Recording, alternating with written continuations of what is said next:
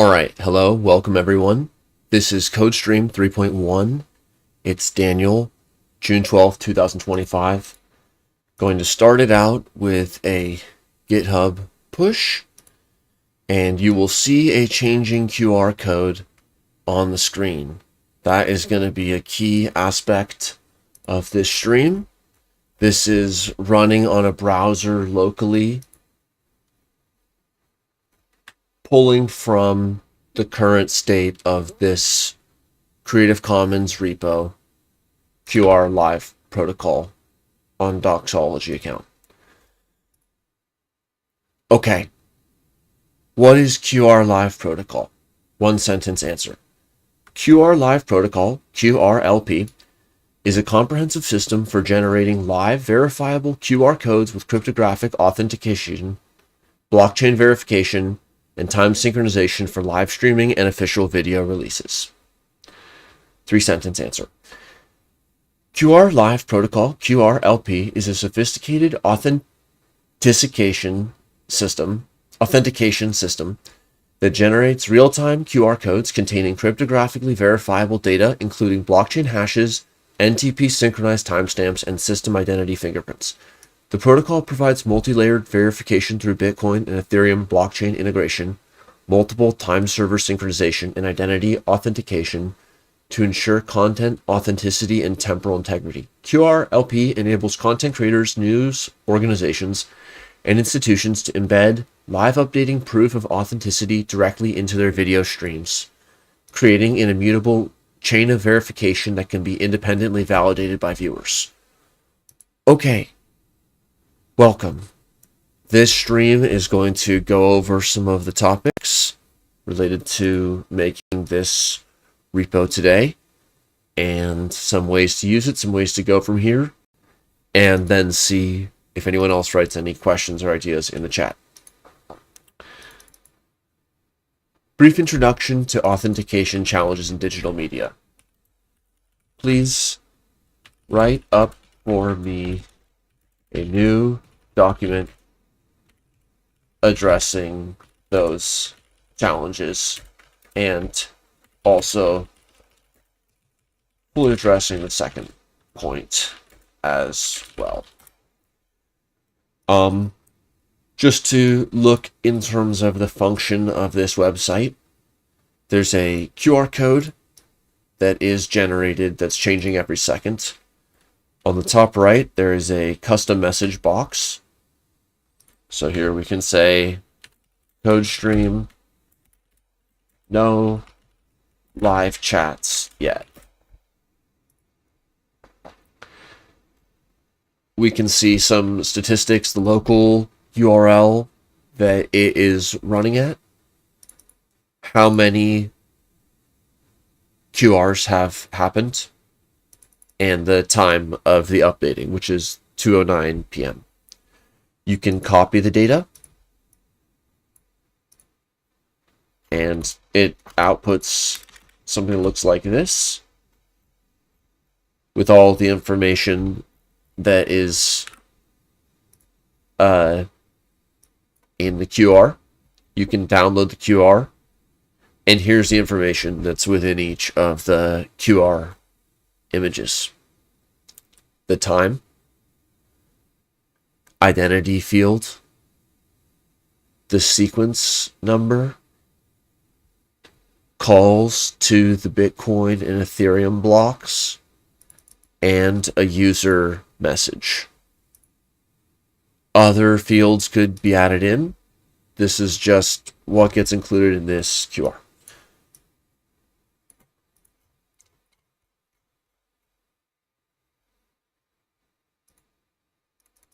Having the chat custom message gives a open field for something to be demonstrated to be when it was supposed to be. I'll also just note, while this authentication challenge is being written, I will just briefly nod to work with RJ and Brock discussing through some of these topics.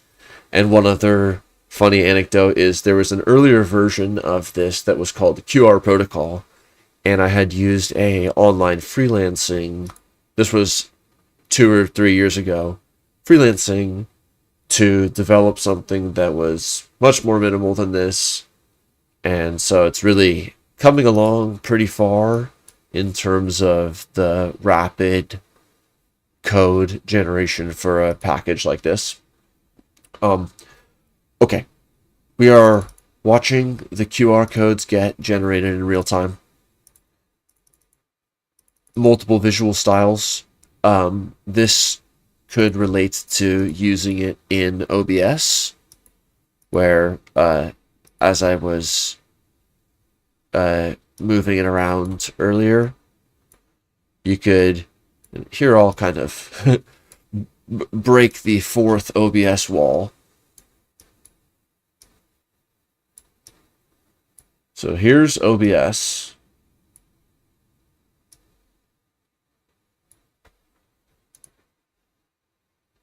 Right click, filters, play around with transparency, all like that. Right click, properties. I'm adjusting the cropping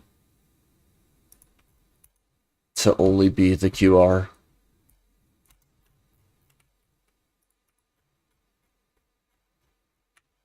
And its capture window.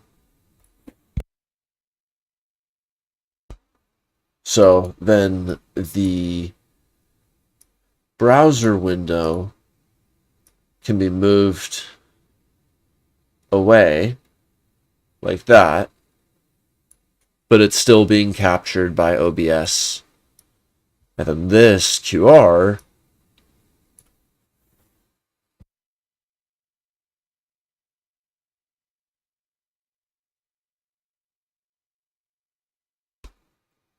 just had to get some water. This QR can go wherever you want it to go. So here, we'll let that QR keep running here. Okay. Make a GitHub push. Then could take that GitHub push and then put it into the plain text field. Or take someone's live chat, put it into the plain text field. All right, here, working with Perplexity, I pasted in the one sentence answer to what is the QR Live protocol and said make a propaganda poster style. So we'll just hit that regenerate every few seconds. Okay, in the docs, there are documentation on different parts of the package. The API format, that article that we just requested on authentication. Let's just read that for context before looking a little bit further. Okay. AI can generate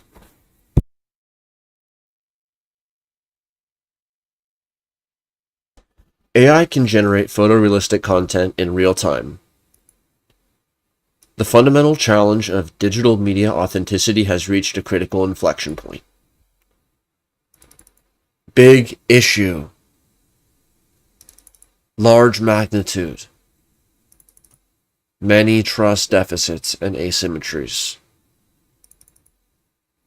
How do we include trust and authenticity in a rapid, high-velocity information environment? At scale, with a lot of nuance. Dissemination happening everywhere, and context collapse, meaning transfer, having some fundamental challenges. Okay, why traditional authentication methods fail? 1. Metadata-based systems. They embed information in file metadata.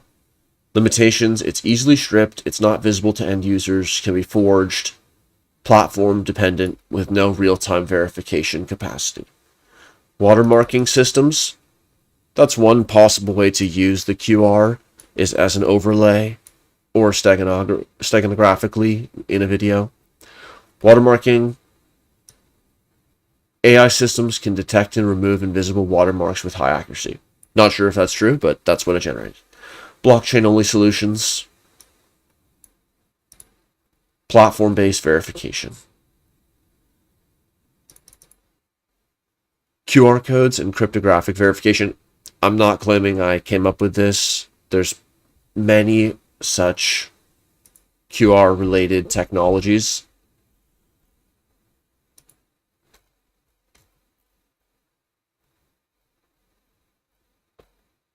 There are probably, I'm sure there are, other different implementations of even this exact protocol that one could do today and tomorrow. This is just one vibe-coded instance. Used exactly like this, you can already use this technology using the OBS virtual camera. So again, dragging OBS out here. You can have a virtual camera in OBS, or there's other virtual camera approaches. And then if you're going to join a video chat on a video platform, whether it's browser-based video or whether it's a video application, then before you join the video meeting or record from your webcam, you turn on that virtual camera and then you select that when the meeting begins. And then you could have this corner overlay. So what does it really show? Different layers to how deep different media and different artifacts in different ways are going to have different kinds of uncertainties. So it's just meant to be one fun, minimal play into all of that. But with the blockchain hashes, you basically can always, and the time calls, can always act like it was earlier. Since you could say, okay, we know what time the blocks were coming in 2020, we're going to make it look, and we're going to do a network redirect on the time network calls, or we're going to spoof the system time to make it seem like it's earlier than it is. So that's often possible. However, if the code is pulled and run from a source, or somehow it's checked that the time call, then unless that time endpoint were called somehow weirdly, you could show that the correct time was coming through. It does take up some screen real estate. Like, not every media is going to look like this, but there's no reason why not, first off, to compress this and find smaller embeddings. This is just to show it. And maybe to have this kind of like if you're going to scan a document or take a picture of a piece of art, then you might have a large accessory information tag in the photo. So like here, if the video were very high resolution, and it's already basically high resolution enough, then there could be a megabyte or multiple megabytes of data in that big QR. And then this could be the content, which could always be cropped out just using some mass editing software to just crop out to just the text if it were ever needed. Or maybe you contain a lot of extra information in the QR. And there's like analogous ways that encryption could be done in the audio tracks and the MKV. But this is just focusing on the visual.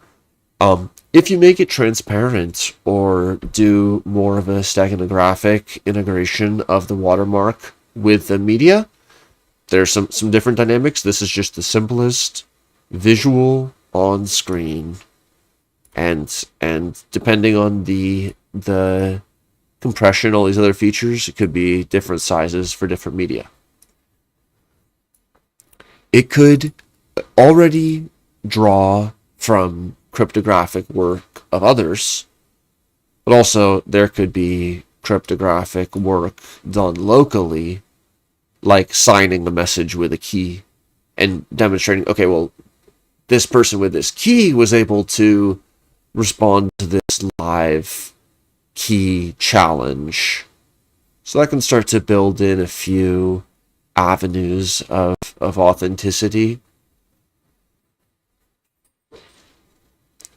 Decentralized verification architecture, I guess, in the sense that no specific namespace is taken to be a lookup or a phone book or anything like that. It's just like, here are the QRs unfolding, take it as you will. Contextual integrity preservation embeds rich contextual information directly in viewable content. Again, it might be different for different media, whether it's a smaller QR that's more just used as an info corner, or whether more data is conveyed with a higher resolution QR. So people can read the documents. That was in response to the request to write the challenges.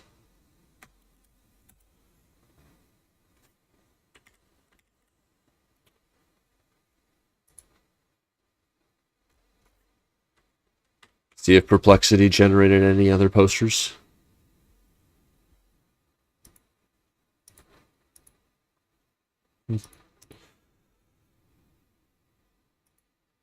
Let's see one more document.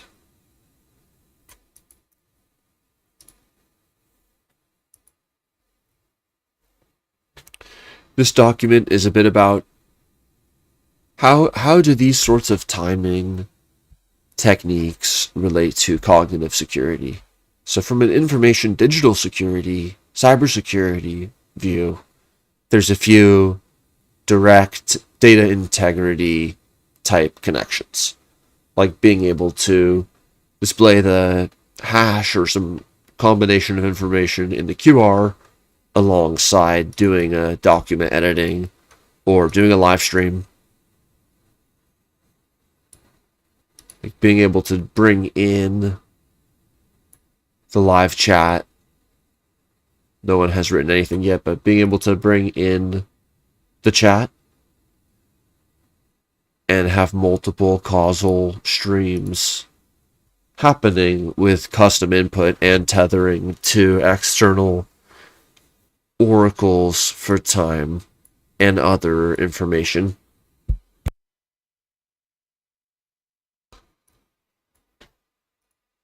But that's on the data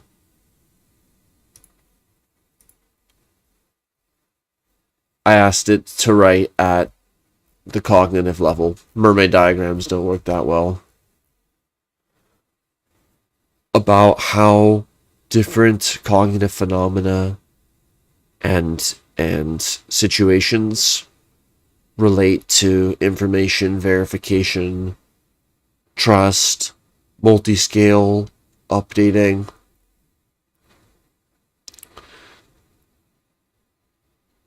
Here's a state diagram. Human request content verification. The QRLP queries multiple time resources and receives back timestamps and time references and blockchain. That temporal verification data is passed back to the person. The person compares the time that the system says it is with their expectation. that confirms or modifies their trust level, which can play into their security analysis. Like, on a 0 to 1 scale, is this a real video showing something that happened, or all these kind of spaces that will be in between with like, well, it's an AI generated video, but the content is valid. So there's going to be a lot of layers in between the video being, quote, real or fake. There's going to be a lot more than that. There are already a lot more than that.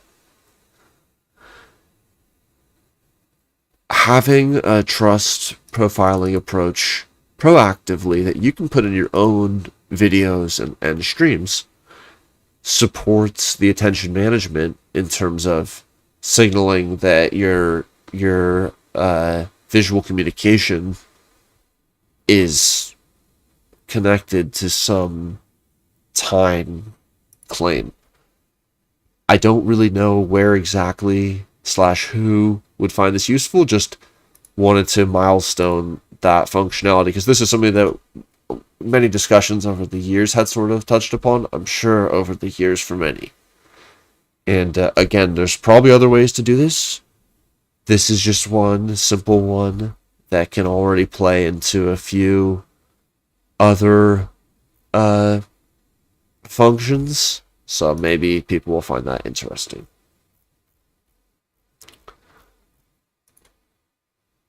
Okay.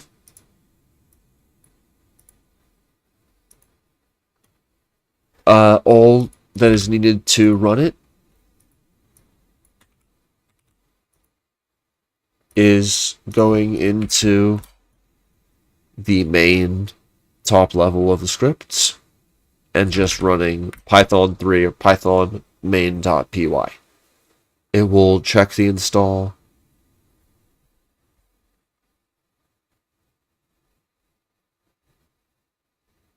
set up the package,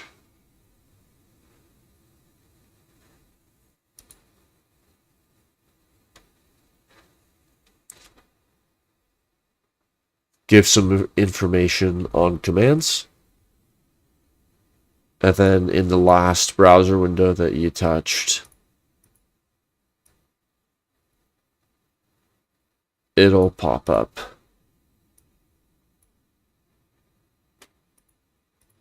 Okay. Hope this is useful.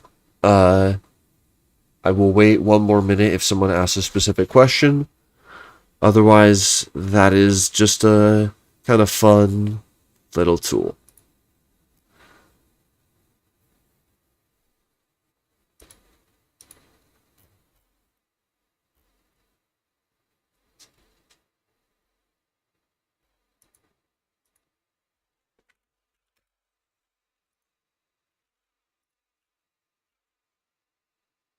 All right.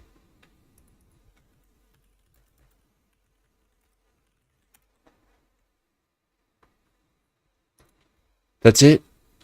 Leave a comment or get in touch or use it and develop it.